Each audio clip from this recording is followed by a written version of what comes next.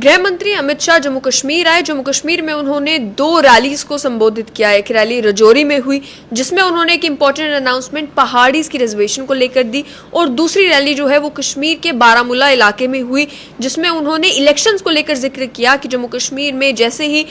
Voter list की compilation complete हो जाएगी तो जम्मू कश्मीर में असेंबली के चुनाव होंगे। लेकिन इसी के बीच जम्मू कश्मीर की प्रसिद्ध अखबार डेली एक्सेलसियर से एक 40 मिनट लंबा इंटरव्यू जो है वो हुआ। उस इंटरव्यू में गृह मंत्री अमित शाह ने कई सारी बातें की जम्मू कश्मीर में इलेक्शन को लेकर भी, और उसमें ये कहा कि जम्मू कश्मीर में हालांकि इलेक्शंस करवाना जो है वो इलेक्शन कमीशन ऑफ इंडिया की जिम्मेदारी है, और साथ ही में सिक्योरिटी सिनेरियो को इंश्योर करना, सिक्योरिटी के बंदोबस्त इंश्योर करना भी जो है वो हमारी जिम्मेदारी है। लेकिन जो बेसिक रिक्वायरमेंट्स हैं वो जब खत्म हो जाएंगी, जैसे कि वोटर लिस्ट की कंपाइलेशन होनी है, इलेक्टोरल रोल्स की रजिस्ट्रेशन होनी है, उसके बाद जम्मू कश्मीर में चुनाव होंगे। लेकिन चुनावों को लेकर ये कहा कि खालिक मॉडल जो चलता था जम्मू कश्मीर में वो अब नहीं चलेगा। खालिक मॉडल आपको याद होगा 1987 की रिगिंग की बात की जा रही थी, जो इलेक्शंस रिग किए गए थे। इसमें कहा जाता है कि उस समय वहां पर जो डीसी होते वो डिसाइड करते थे कि भाई कौन नॉमिनेशन पेपर भर पाएगा, कौन नहीं भर पाएगा, कौन चुनावों में खड़ा हो पाएगा और कौन चुनावों में खड़ा नहीं हो पाएगा। और उसी डीसी खालिक को लेकर जो है ये प्रसिद्ध भी है कि उसी की बदौलत जो है कई सारे कैंडिडेट्स जो जीते नहीं भी थे उन्हें जीता हुआ बता दिया गया था। इस मामले में गृह मंत्री का यह कहना था कि 14 असेंबली सीट्स कश्मीर घाटी में ऐसी थी जिन्हें मेन फैमिलीज की सीटें कहा जाता था, जिसमें उनका इशारा जाहिर सी बात है अब्दुल्लाज, मुफ्तीज और गांधीज की तरफ था। ये कहा गया गृह मंत्री के द्वारा उस इंटरव्यू में कि ये आइलैंड सीट्स थी। आइलैंड सीट्स इस तरीके से कि एक सीट एक जगह है, दूसरी सीट 14 किलोमीटर जगह, दूसरी सीट जो है वो 14 किलोमीटर दूर जो है किसी और गांव में है, और उसके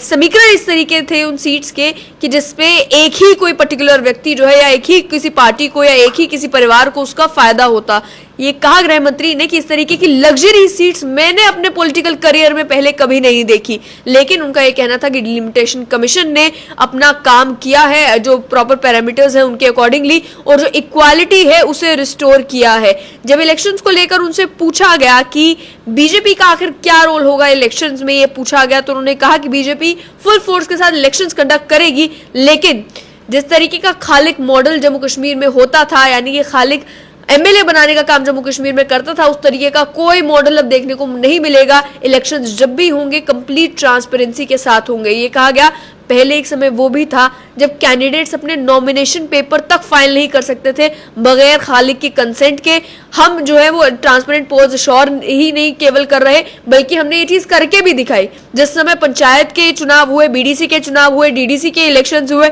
उस समय even Abdullah couldn't level any allegations, यानी कि अब्दुल्ला भी उस समय एलिगेशंस हम पर नहीं लगा पाए कि पोल जो है वो फेयर नहीं हुए, इलेक्शंस फेयर नहीं हुई है।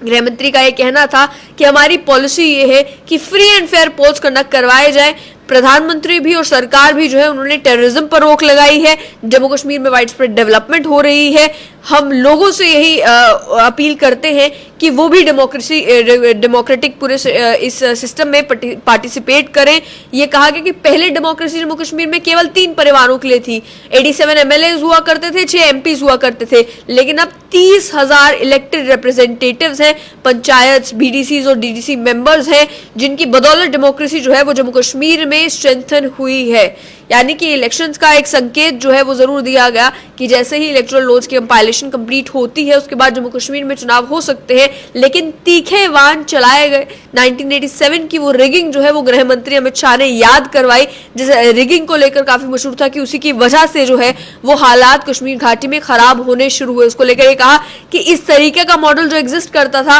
वो मॉडल अब जम्मू कश्मीर में नहीं होगा। हालांकि देखना ये होगा कि इस इंटरव्यू के बाद और इन तीखे वानों के बाद नेशनल कॉन्फ्रेंस का और बाकी जो पॉलिटिकल पार्टीज हैं उनका क्या रिएक्शन आता है, क्योंकि आपको याद होगा कि जिस समय डीडीसी के चुनाव भी हुए थे या पंचायतों के चुनाव में भी नेशनल कॉन्फ्रेंस ने बीच बीच में कहना शुरू किया था कि जो एडमिनिस्ट्रेटिव मशीनरी है उसका गलत इस्तेमाल किया जा रहा है, एडमिनिस्ट्रेटिव मशीनरी का इस्तेमाल करके जो है हमारे खिलाफ सेटअप को किया जा रहा है, हमारे कैंडिडेट्स को जो है फुल मौका नहीं दिया जा रहा, और कई सारी इस तरीके की बातें जो है वो नेशनल कॉन्फ्रेंस ने जरूर की थी। देखना ये होगा कि इस इंटरव्यू के बाद और इस इंटरव्यू में जो बातें गृह मंत्री अमित शाह ने की है उसके बाद इस पर नेशनल कॉन्फ्रेंस का क्या रिएक्शन होता है। ऑलरेडी जो है गृह मंत्री जिस समय बारामूला में थे, उन्होंने जब रैली को संबोधित किया, स्पीच दी, तो स्पीच में 3 परिवारों अब्दुल्ला मुफ्ती गांधी के खिलाफ जो है उन्होंने उनके ऊपर तीखे बाण जरूर चलाए। और उसके रिएक्शन में जो है एक तरफ नेशनल कॉन्फ्रेंस के अध्यक्ष उमर अब्दुल्ला ने ये कहा कि अगर हम रिस्पॉन्सिबल है पुलवामा के लिए तो इन्हीं गुपकार के लीडर्स को जो है वो केंद्र सरकार न्यू दिल्ली क्यों बुलाती है मीटिंग्स के लिए। वहीं दूसरी ओर महबूबा मुफ्ती ने भी जो है वो ये कहा कि मेरी अपनी पूरी स्पीच को, मेरे एक स्टेटमेंट को एड्रेस करने के बाद आपको ये भी याद होना चाहिए कि जो मुफ्ती साहब थे वो केवल 3 साल 5 महीने के लिए ही सत्ता में जो है वो रहे थे। तो इस तरीके की बातें, जो रिएक्शंस हैं वो ऑलरेडी कश्मीर घाटी से आना शुरू हो गए। उसके अलावा नेशनल कॉन्फ्रेंस की अगर बात की जाए तो जब गृह मंत्री ने अपनी स्पीच में कहा कि आप बताएं कि 70 सालों में इन 3 परिवारों ने क्या किया, तो नेशनल कॉन्फ्रेंस ने जो है वो आज स्टेटमेंट भी जारी किया है, लगभग 5 से 7 पेजेस का वो स्टेटमेंट है, जिसमें नेशनल कॉन्फ्रेंस के ऑफिशियल ट्विटर हैंडल पर उन्होंने बताया है कि शुरुआत से शेख अब्दुल्ला के समय से लेकर उमर अब्दुल्ला के समय तक जो है नेशनल कॉन्फ्रेंस के कार्यकाल में क्या क्या काम हुए हैं, क्या क्या डेवलपमेंट के काम हुए हैं, क्या क्या स्कीम्स लाई गई हैं, अनएम्प्लॉयमेंट को एड्रेस करने के लिए क्या कुछ किया गया है, वो सारा काम जो है वो नेशनल कॉन्फ्रेंस भी कर रही है। लेकिन सिग्निफिकेंट यहाँ पर ये कि इलेक्शंस जल्द जम्मू कश्मीर में हो सकते हैं, ये संकेत जो है वो गृह मंत्री की रैली में स्पीच से भी और इस 40 मिनट के डेली एक्सेलसियर के साथ इंटरव्यू में भी झलकता है कि जम्मू कश्मीर में हो सकता है आने वाले समय में जल्द ही असेंबली के चुनाव सामने आए। उसकी संकेत की घंटी ये जरूर है। लेकिन ये भी एक कह दिया गया है कि जम्मू कश्मीर में जब चुनाव होंगे तो वो चुनाव ट्रांसपेरेंट मैनर में होंगे और फेयर होंगे। खालिक मॉडल जो चला करता था, जो 1987 में रिगिंग जिस तरीके से हुई थी, उस तरीके के हालात जो है वो जम्मू कश्मीर में अब बनने नहीं दिए जाएंगे।